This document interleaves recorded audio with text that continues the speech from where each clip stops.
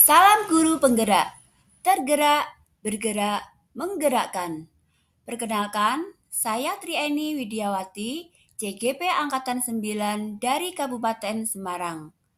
Pada kesempatan kali ini, saya ingin menyampaikan tugas demonstrasi kontekstual filosofi pemikiran Ki Hajar Dewantara.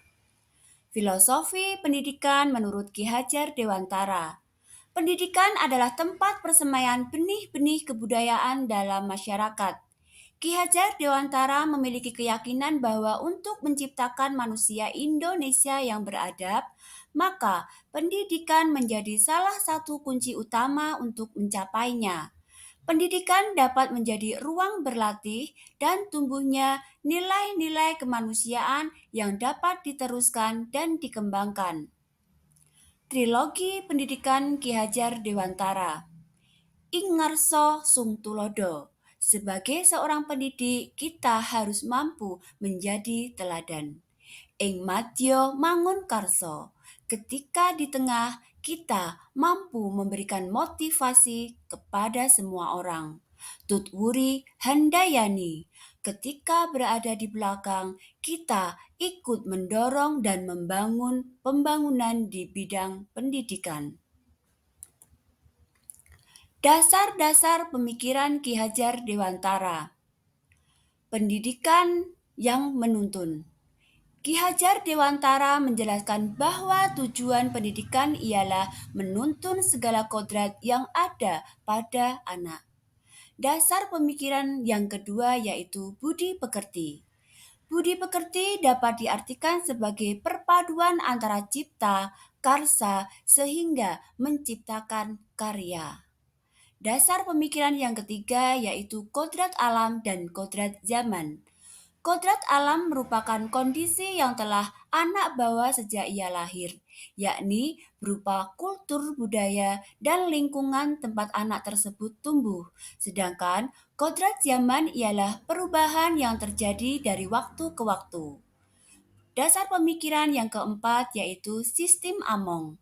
Pendidikan semestinya mampu menjadi pamong yang mendidik dengan welas asih sesuai dengan perkembangan dan pertumbuhan peserta didik. Pendidikan seyogyanya hanya akan menuntun tumbuh dan hidupnya anak sesuai dengan kodrat yang ada pada dirinya. Pendidik hanya dapat menuntun tumbuh atau hidupnya kekuatan-kekuatan tersebut agar dapat memperbaiki lakunya. Diibaratkan seperti petani menanam benih jagung, jika dirawat dan dijaga dengan benar, maka benih jagung tersebut akan tumbuh menjadi jagung yang subur. Namun, sebagus apapun petani merawatnya, benih jagung tadi tidak akan tumbuh menjadi tanaman lain. Budi pekerti. Menurut Ki Hajar Dewantara, budi pekerti atau watak atau karakter merupakan perpaduan antara gerak pikiran, perasaan, dan kehendak atau kemauan sehingga menimbulkan tenaga. Budi pekerti juga dapat diartikan sebagai perpaduan antara cipta, karsa, sehingga menciptakan karya. Sedih merupakan perpaduan harmonis antara cipta dan karsa, demikian pula bahagia. Lebih lanjut, Ki Hajar Dewantara menjelaskan, keluarga menjadi tempat yang utama dan paling baik untuk melatih pendidikan sosial dan karakter baik bagi seorang anak. Keluarga merupakan tempat bersemainya pendidikan yang sempurna bagi anak untuk melatih kecerdasan budi pekerti.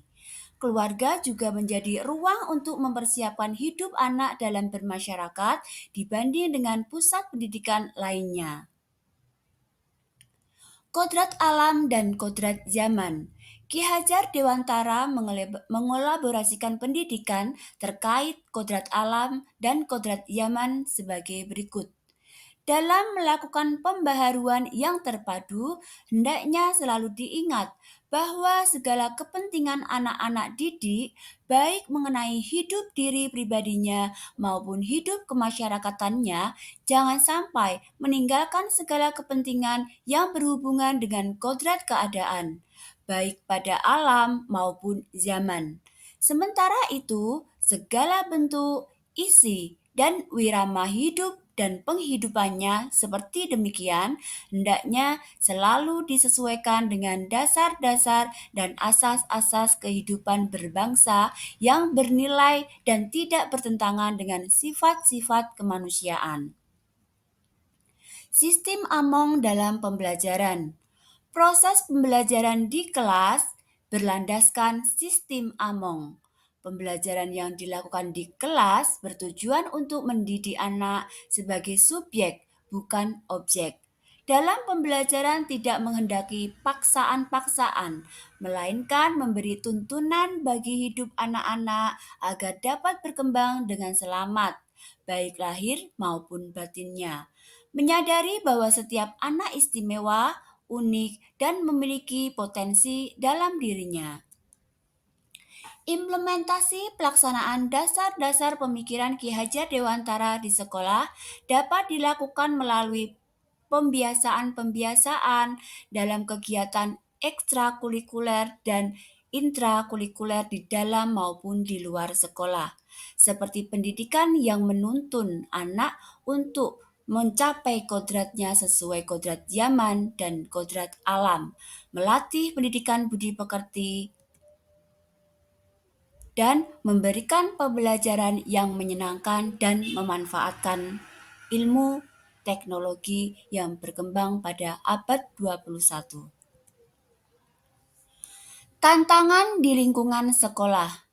Sebagai seorang pendidik dan pembelajar sepanjang hayat, kita harus terbuka terhadap perkembangan zaman dan teknologi agar dapat menuntun murid ke arah yang lebih baik seiring kodrat zamannya. 2, masih terdapat orang tua yang belum memahami pentingnya penanaman nilai-nilai budi pekerti yang utama adalah dari lingkungan keluarga, sehingga orang tua beranggapan bahwa tempat bagi anak untuk mendapatkan teladan, tuntunan, dan pengajaran adalah tugas sekolah. 3. Tuntunan orang tua dalam orientasi pendidikan belum berdasarkan minat dan potensi yang dimiliki oleh anak, sehingga orang tua masih memberikan tuntunan berdasarkan apa yang diperoleh pada zaman dulu saja. Solusi yang dapat diterapkan. 1. Pendidik senantiasa mengembangkan diri melalui kegiatan-kegiatan yang dapat mengembangkan potensi pendidik itu sendiri sesuai dengan perkembangan zaman dan teknologi, sehingga dapat menuntun ke arah yang lebih baik sesuai dengan kodrat zamannya. 2.